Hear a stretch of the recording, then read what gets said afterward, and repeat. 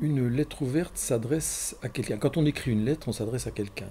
Ma lettre ouverte au déprimé ne fait pas exception à la règle. Et effectivement, dans cette lettre, je m'adresse d'abord à quelqu'un, à une personne que j'ai connue personnellement, mais à travers cette personne, je m'adresse à tous ceux qui sentent qu'ils sont dans un état comparable, déprimé, ou à qui l'on a dit qu'ils étaient déprimés, soit leur entourage, soit un interlocuteur médical par exemple. Le premier constat, c'est effectivement le fait que le mot déprimé traîne partout, qu'on l'utilise à tout bout de champ pour n'importe quoi, parfois pour des situations dramatiques, mais aussi pour la situation internationale, pour l'économie, pour le marché, pour les adolescents, les femmes enceintes, pour tout et n'importe quoi. C'est-à-dire que quand on traverse une baisse de régime ou quand on perd son emploi, on appelle ça déprimé ou dépression. Et plus personne ne fait le distinguo entre la dépression, la déprime, être déprimé, se sentir déprimé. Et l'un des objectifs de ce livre, ou en tout cas, c'est de partir de ce constat que le mot finalement est utilisé à tout bout de champ et dans tous les sens, au point que ceux qui se sentent concernés, que ce soit la personne ou son entourage, ne s'y retrouvent plus. La médicalisation de cet état déprimé, effectivement, est massif, puisque entre 80 et 90, 1980 et 1990, 1 million de personnes a été diagnostiquées déprimées.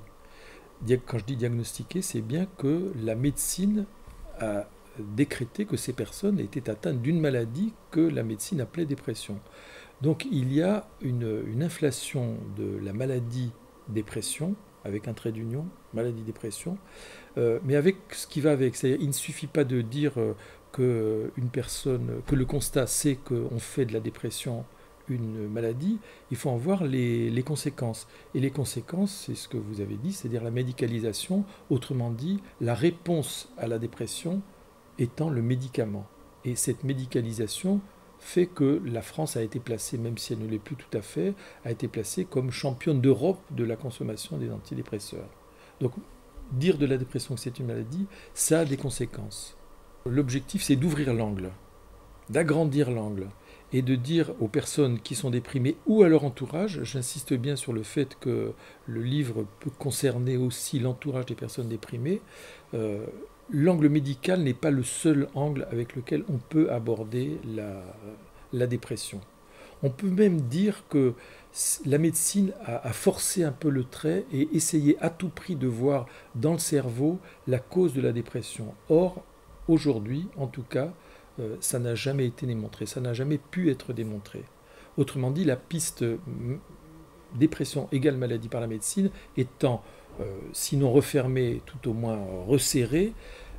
Par exemple, la sociologie s'intéresse à la dépression et aux personnes qui sont déprimées et voit par exemple, grâce à des enquêtes ou des rencontres avec le personnel des entreprises, que les conditions de travail, l'évolution des conditions de travail, les rapports à l'intérieur de l'entreprise font que davantage de personnes se disent déprimées. Donc la sociologie, la psychologie du travail a sinon des explications, en tout cas des façons de rendre compte de la dépression autrement que ne le fait la médecine. Et puis la psychologie, bien sûr, la psychologie qui s'intéresse aux personnes qui se disent déprimées et donc à la dépression.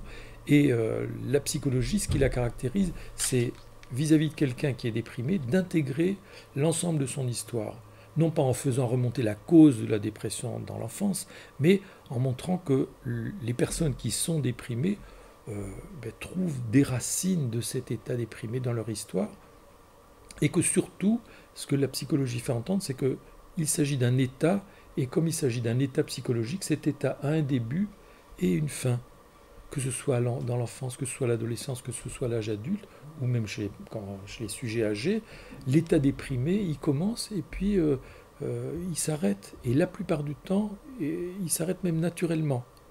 Donc la psychologie, elle propose d'accompagner ces personnes qui se disent déprimées ou que l'on a diagnostiquées comme étant atteints d'une dépression. Dans une lettre, il ne s'agit pas de donner un conseil en disant c'est ça qu'il faut faire, mais on peut, c'est vrai, quand même faire des recommandations et dire que pour frapper l'imagination, encore une fois, des personnes ou de leur entourage, des personnes déprimées ou de leur entourage.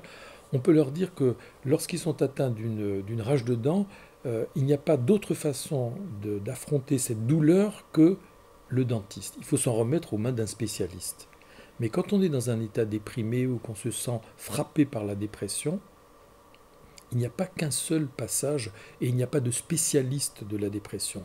Autrement dit, ce qu'on peut recommander aux personnes qui sont déprimées ou à leur entourage, c'est de s'adresser à un interlocuteur, quel qu'il soit, mais en respectant une condition, c'est que l'interlocuteur que l'on choisit respecte sa parole, mais aussi ses silences.